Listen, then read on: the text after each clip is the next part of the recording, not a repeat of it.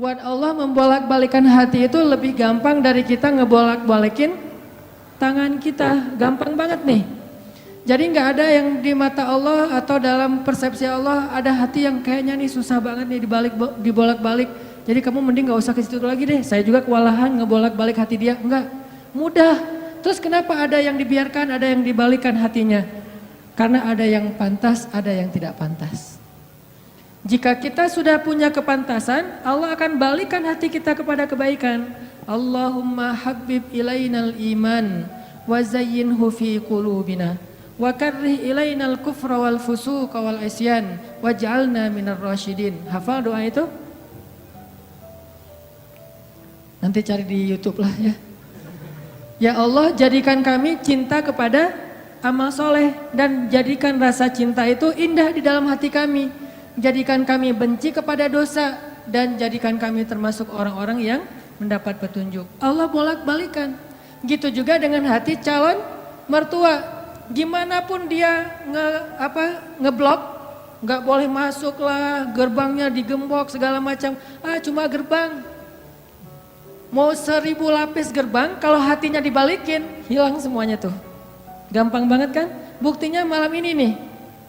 Allah membolak-balikan hati kita yang tadinya punya macam-macam rencana pada malam minggu, akhirnya Allah balikan hatinya, udah ke Masjid Agung aja deh. Bukan karena saya, bukan karena pemuda hijrah, bukan karena teman-teman panitia, tapi karena Allah mengikat hati kita, mengarahkan hati kita untuk bisa datang ke masjid. Sehingga ribuan anak muda tiba-tiba memakmurkan dan meramaikan majelis ilmu. Kalau di ribuan orang aja bisa Allah bolak-balikan hatinya, apalagi cuma satu orang. Ya, ada berapa ribu sekarang? 15.000?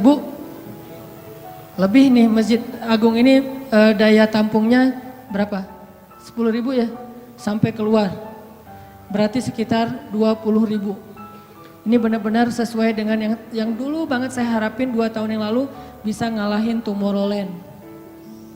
Minimal DWP lah ya. Bisa ngalahin DWP atau kalau bisa Tomorrowland. Saya pernah kemarin tuh acara taklim di Pekanbaru, Anur, yang datang sekitar 25.000 anak muda di depan masjid penuh. Malam yang sama ada acara juga di mall, tapi acaranya sepi, yang taklimnya rame. Masya Allah. Habis itu baru ke mall. Tetap aja sama-sama rame. Intinya teman-teman mudah buat Allah. Sama kayak Allah membolak-balikan hati Nabi Muhammad, mertuanya Ali bin Abi Thalib. Padahal udah yang datang itu kurang keren apa coba? Abu Bakar. Secara fisik terkenal Abu Bakar itu orangnya putih, nggak terlalu gemuk, jadi badannya tuh bagus. Terus orangnya dermawan, akhlaknya paling mulia dan nggak pernah syirik sejak zaman jahiliyah. Di antara sahabat Nabi yang gak pernah melakukan dosa syirik sejak zaman jahiliyah, Ali dan Abu Bakar. Malah Abu Bakar tuh waktu kecil pernah diajak sama ayahnya untuk nyembah patung. Begitu ayahnya selesai ibadah nyembah patung pergi, itu patung diludahin sama Abu Bakar. Dilemparin kotoran sama Abu Bakar. Apa sih lo patung doang masa disembahin? Kalau lo bisa balas gua, coba lo balas, dilemparin. Ternyata gak balas. Dari kecil juga Abu Bakar itu udah gak pernah syirik. Orang yang sangat terjaga hanif. Dan julukannya juga sama dengan julukan Nabi Ibrahim, Siddiq. Wadhkur fil kitab Ibrahim innahu kana siddiqan nabiyya. Ibrahim Siddiq, Abu Bakar Siddiq, sama nih. Bahkan Nabi sering membandingkan Abu Bakar sama Ibrahim. Engkau wahai Abu Bakar seperti Ibrahim. Engkau wahai Umar seperti Musa. Ya iyalah Umar ya. Musa kan gak sengaja noel orang langsung meninggal kan ya. Melihat Bani Israel agak ramai gitu lagi mau gelut sama orang Kipti. Karena Musa kasihan kepada Bani Israel yang lemah, akhirnya dia cuma ditakol dikit lah si orang Kipti ini teh. Cuma apaan sih lo? Meninggal. Belum diginiin baru gini doang coba. Jadi kalau dulu ada ultimate fight kayaknya Musa tuh juara bertahan tuh. Nah kalau di zaman Nabi orang kayak Musa, Umar, jawara Quraisy. Kalau ada yang macam-macam sama Umar, lo berani sama gue. Nih lo lihat nih. Nggak ada yang berani sama Umar. Kalau lo pengen istri lo jadi janda, anak lo jadi yatim, lo tunggu gue di belakang gedung itu. Gedung, bukit. Nggak ada gedung dulu teh. Nggak ada yang berani nungguin Umar. Lancar aja tuh hijrahnya. Artinya Abu Bakar tuh sering dibandingkan kayak Ibrahim. Terus dengan Nabi akrab banget tuh Abu Bakar. Jadi kayak soulmate-an berdua tuh. Belum dapat risalah Islam juga, Nabi itu kalau jalan sama Abu Bakar jalan yuk kemana, ngopi kalau bahasa kita teh, ngopi sama Abu Bakar berdua. Dari zaman sebelum Islam juga Nabi itu dalam tanda petik udah sering ngopinya sama Abu Bakar. Coba enak gak nolak temen ngopi kita? Agak susah kan dia ngajak kemana, gak enak kan nolaknya, ya udah gue datang gitu. Ali ngerasa, wah nih yang datang nih saingan berat nih. Pernah bersaing dengan orang kayak gini? Pernah, cuman sering kalah. Gak ada saingan juga masih ditolak ya, apalagi ada saingan. Nah itu mah saya banget, bukan teman-teman. Udah biasa ditolak, pada akhirnya diterima juga. Karena saya gak mau menyerah. Datang Abu Bakar, mau ngelamar Fatimah. Ali pas tahu berita itu, ya udahlah berarti pupus harapan. Hashtagnya berhenti aja. Udah gak bisa ngapa-ngapain. Tidak lama kemudian setelah Abu Bakar lama di rumah Nabi terus pulang, Ali merhatiin wajah Abu Bakar, nih wajah diterima atau wajah ditolak nih. Ternyata dapat kabar Abu Bakar ditolak sama Nabi. Yes, kata Ali. Abu Bakar ditolak sama Nabi. Cuman sisi lain, Ali makin gak pede. Kalau Abu Bakar aja ditolak, siapa saya? Bahkan lebih ditolak lagi. Jangan-jangan belum sampai di pintu juga, udah Ali pulang aja deh. Abu Bakar aja ditolak. Yang kurang apa coba? Akhlak luar biasa, agama terbaik, bahkan umat Islam paling baik imannya tuh dan amal solehnya Abu Bakar. Gak ada tandingan lah. Mau ngelihat surganya di akhirat. Orang kaya di dunia dan kaya di akhirat tuh Abu Bakar tuh. Ada orang yang di dunia miskin, di akhirat kaya. Di akhirat miskin, di dunia kaya. Kalau Abu Bakar, dunia akhirat kaya. Surganya Abu Bakar tuh dikelilingin sama Jibril. Jadi Jibril lagi pengen ngukur surganya Abu Bakar. Terbang setahun. Udah setahun terbang itu baru di pinggirnya surga Abu Bakar. Belum sampai ke tengah. Padahal Jibril itu kecepatannya lebih tinggi daripada kecepatan cahaya. Bayangin, udah setahun perjalanan cahaya baru di pinggir surganya Abu Bakar. Belum juga masuk, belum sampai ke alun-alunnya surga Abu Bakar. Baru juga perbatasan coba. Kurang apa Abu Bakar? Ditolak sama Nabi. Duh, makin gak pede, kata Ali. Cuma gak pakai, bukan orang Sunda soalnya. Gak lama kemudian datang lagi. Cowok keren, jawara Mekah, Umar datang. Assalamualaikum. Suaranya agak-agak gitulah. Walaupun susah nirunya, cempreng soalnya. Assalamualaikum, waalaikumsalam kata Nabi datang. Pas diintip sama Ali, tanya-tanya ke teman-temannya, ada berita apa nih trending topik. Ternyata trending topik di Twitter, Umar melamar Fatimah. Wah rame lagi viral di mana-mana. Makin, aduh saingannya berat-berat gini gak ada yang di bawah saya gitu yang datang, biar saya agak-agak pede gitu. Ternyata Umar pulang juga ditolak lagi sama Nabi. Ali yes tapi tuh gimana ya kalau Umar aja ditolak, yang paling kuat bisa menjaga Fatimah banget kan. Kalau ada apa-apa Fatimah tenang aja ada gua. Naik motor berdua sama Umar gitu kan, kalau zaman kita mah ya sengaja nggak bawa jas hujan. Kalau udah hujan buka baju kasih ke ceweknya, nggak pakai baju mau motoran. Cowok banget lah itu mah ya. Pulang-pulang sampai ke rumah minum antangin.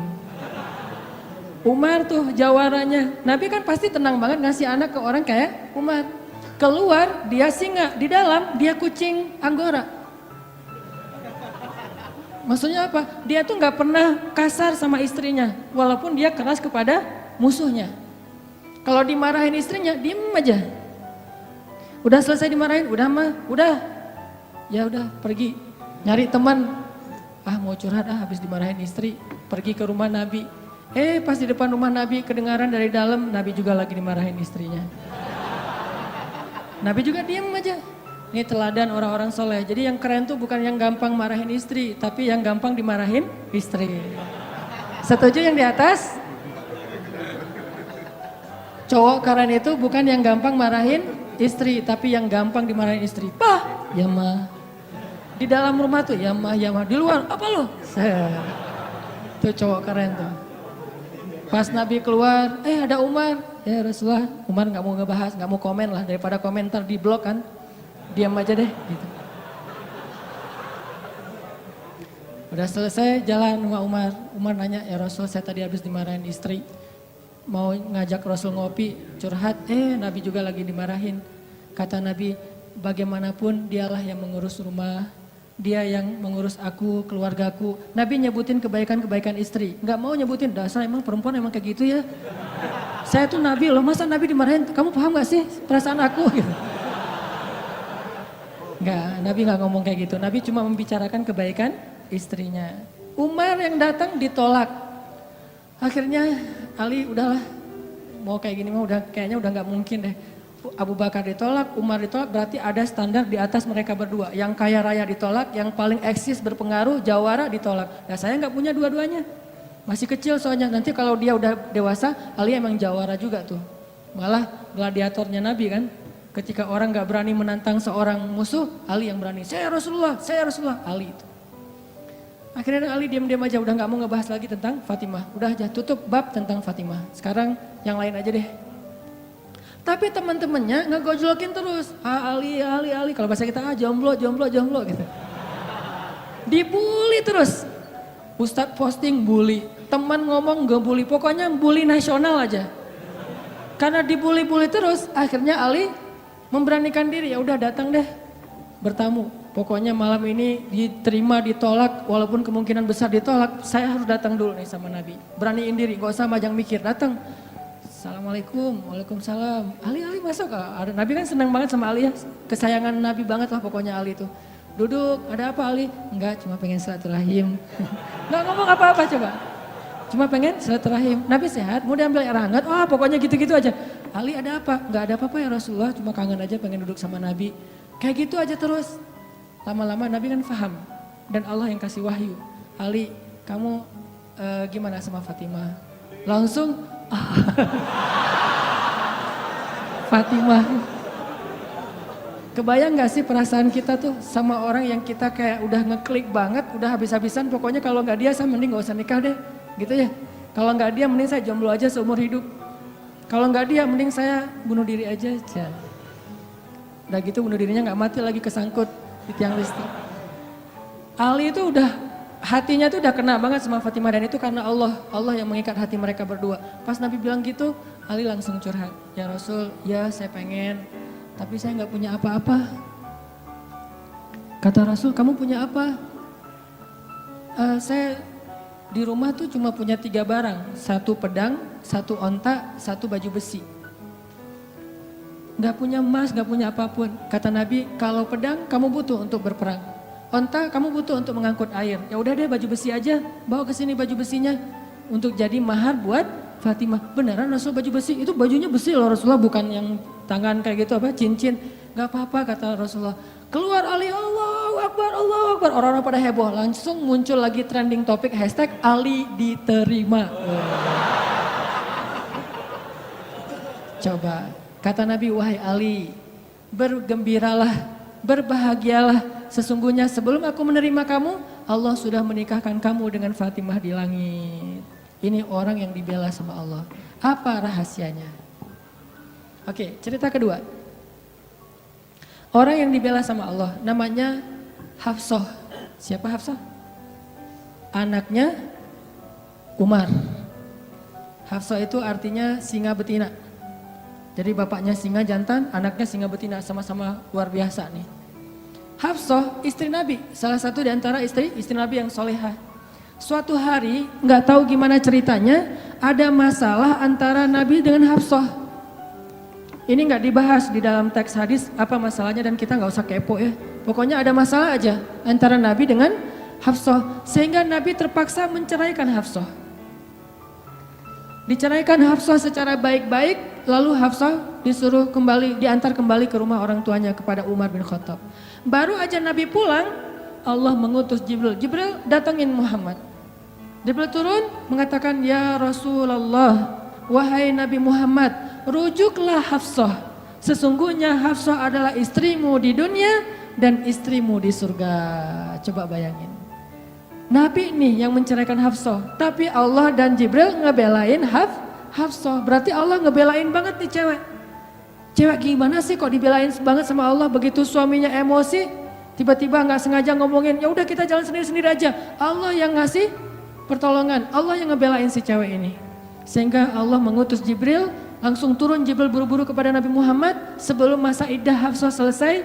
Lalu Jibril mengatakan, rujuklah Hafsah, sesungguhnya dia istrimu di dunia dan istrimu di surga. Akhirnya Nabi pun merujuk Hafsah. Apakah Hafsah marah-marah kepada Nabi Muhammad? Enggak. Apakah Hafsah mengutus Umar? Kan ayah tuh jawara, udah datengin dong Rasulullah tuh mau carain saya enak aja. Enggak mengandalkan makhluk sama sekali. Hafsah cuma gini, ya Allah, saya yang salah bukan Rasulullah. Tapi saya tidak bisa hidup tanpa Rasulullah. Dia adalah cinta sejati saya. Allah langsung, ya benar Hafsah, udah gua turunin sih. Jibril turun. Jibril turun nih coba. Ya Rasulullah, rujuk Hafsah, dirujuk. Apa rahasia orang cewek sekeren Hafsah sampai dibelain dari langit ketika dia bercerai sama suaminya? Kisah yang ketiga. Cewek juga dibelain sama Allah sampai turun ayat. Kalau tadi 2 cerita tidak turun ayat, cuman ilham atau wahyu dalam bentuk isyarat. Kalau sekarang sampai turun ayat loh. Yang ada di dalam surat Curhat. Teman-teman tahu surat Curhat? Surat Al-Mujadalah. Kan terjemahan dari Mujadalah curhat kan ya? Jadi kalau kita pengen lihat curhat itu juga ada di dalam Al-Quran. Bahkan jadi nama surat Curhat. Al-Mujadalah atau Al-Mujadilah. Siapa yang dikisahkan di dalam surat itu? Coba teman-teman buka surat Al-Mujadalah, surat 58 ayat 1. Yang punya aplikasi Al-Quran di handphonenya, coba buka surat 58 ayat 1, Al-Mujadalah. Kita lihat nih, gimana Allah ngebelain seorang cewek yang disebut di dalam ayat itu. Saya bacain ya. A'udzu billahi minasy syaithanir rajim. Yuk bareng-bareng.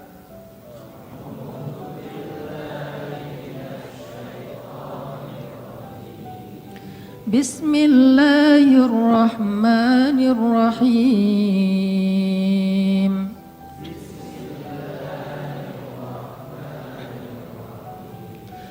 Qad sami'a Allahu qawla allati tujadiluka fi zawjiha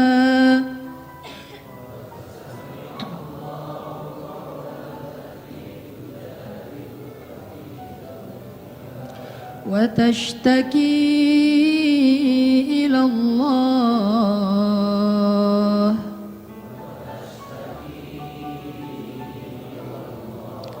wallahu yasma'u tahawurakuma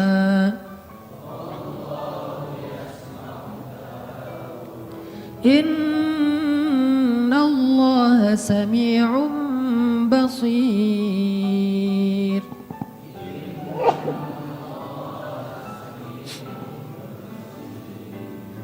Sungguh Allah telah mendengar ucapan seorang perempuan yang meminta nasihatmu tentang suaminya.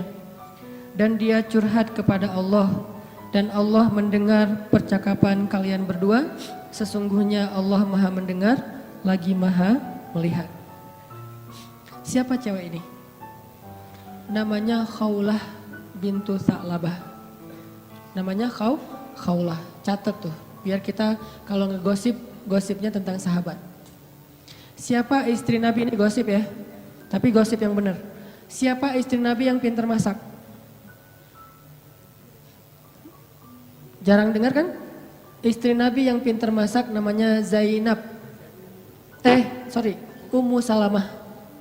Istri Nabi yang pintar masak namanya Ummu Salamah. Kalau di zaman kita mah jadi Ummu Salamah Cake, punya brand. Pokoknya kalau Ummu Salamah udah masak, Nabi itu senang banget. Masakan kesukaan Nabi itu dimasakin sama Ummu Salamah.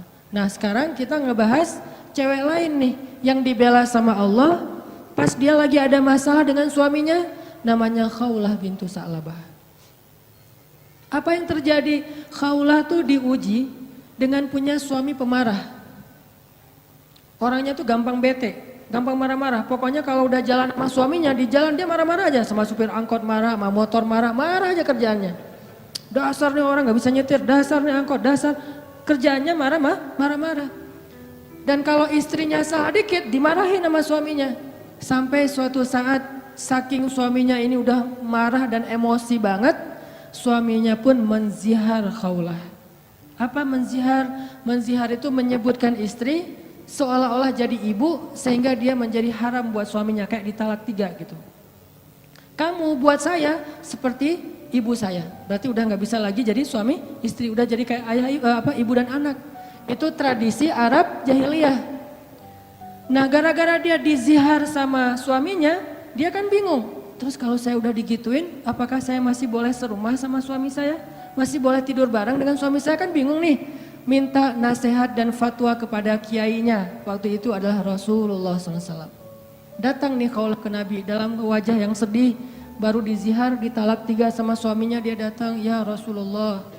Apa hukum seorang suami yang mengatakan kepada istrinya, engkau bagiku seperti punggung ibuku. Artinya udah gak halal lagi. Nabi mengatakan kalau gitu engkau wahai Khawlah sudah cerai dengan suamimu. Udah gak bisa lagi bareng. Bersabar wahai Khawlah. Akhirnya Khawlah pun pulang dalam keadaan sedih. Dia curhat kepada Allah, ya Allah. Memang suami saya itu banyak salahnya. Memang suami saya itu pemarah. Tetapi dialah cinta pertama saya. Coba. Ketulusan cinta cewek. Dialah cinta pertama saya dan dia gimana bisa hidup, siapa yang akan ngerawat dia kalau dia menceraikan saya? Selama ini yang ngerawat dia cuma saya. Ya Allah bagaimana ini? Watashtaki ilallah. Minta nasihat kepada manusia tapi curhat kepada Allah, itu ayatnya tuh. Tujadi luka watashtaki ilallah. Dia minta fatwanya kepada kamu Muhammad tapi curhatnya kepada Allah. Jangan terlalu sering curhat kepada manusia. Bahaya. Apalagi dua-duanya masih jomblo. Kita curhat ke teman kita, gue lagi kecengin cewek nih, kayaknya soleha banget, hafal juz 30. Oh gitu? Ya. Anak mana? Ya sekampung sama kita, namanya si Fulan dan seterusnya, disebutin identitasnya, CV-nya udah lengkap. Ternyata dia duluan yang maju. Ditikung di tengah jalan, kan itu berat banget ya. Gara-gara apa? Kok dia tahu tentang cewek itu? Gara-gara curhat kita. Allah tidak pernah menikung hambanya. Hamba sesama hamba saling menikung. Muncullah adegan nanti datang di acara wedding mantan. Udah gitu nyanyi kayak gitu yang baper-baperan gitu ya. Nangis berjamaah. Ini karena sering curhat kepada manusia. Manusia juga kadang-kadang nyebelin. Kita curhatnya sedikit baru opening, dia udah balas curhat lebih banyak lagi. Gua habis diputusin. Caranya nggak enak lagi tuh. Gimana nggak enak? Dia cuma ngomong gini, kita jadi adik kakak aja ya.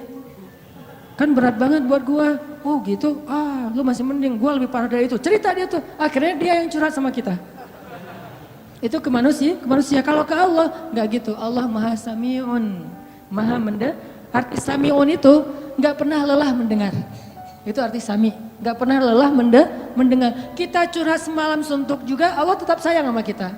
Udah ya, kelamaan curhat kamu, yang lain hamba-hambaku masih banyak tuh. Gak ada kayak gitu.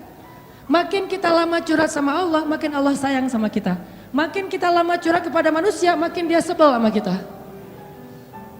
Bayangin kita telepon teman kita, baru juga 10 menit, maaf ya udah lowbat.